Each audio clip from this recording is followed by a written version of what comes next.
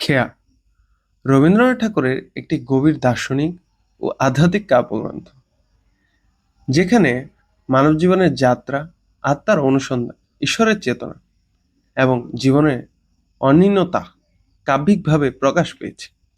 খেয়া শব্দের অর্থ নৌকা বা পারাপারের মাধ্যম। এই প্রতীকটি পুরো কাব্যগ্রন্থে মূল ভাবধারাকে ধারণ করছে।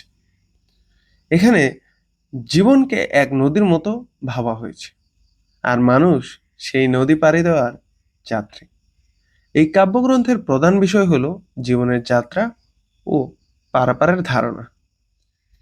মানুষ জন্ম থেকে মৃত্যু পর্যন্ত এক যাত্রার মধ্য দিয়ে এগিয়ে চলে। এই যাত্রায় তাকে নানা অভিজ্ঞতা, আনন্দ, দুঃখ, উপলব্ধির মধ্যে দিয়ে যেতে হয়। খেয়া এই যাত্রারই প্রতীক, যা মানুষের একা এক অবস্থা থেকে অন্য অবস্থায় নিয়ে যায়।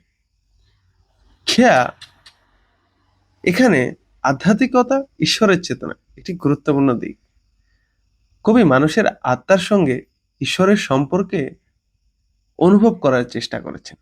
তিনি বিশ্বাস করেন জীবনের প্রকৃত অর্থ খুঁজে পাওয়া অর্থ গভীরে, এবং সেই অনুসন্ধান মানুষকে ঈশ্বরের কাছে নিয়ে যায়।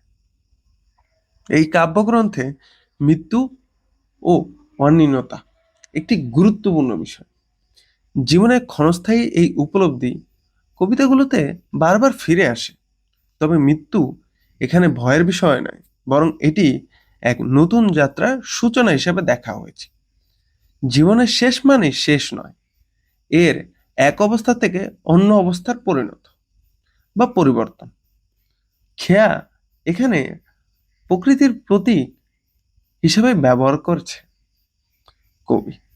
নদী, নৌকা, স্রোত, আকাশ, এসব উপাদান জীবনের বিভিন্ন দিকে বোঝাতে ব্যবহৃত হয়েছে।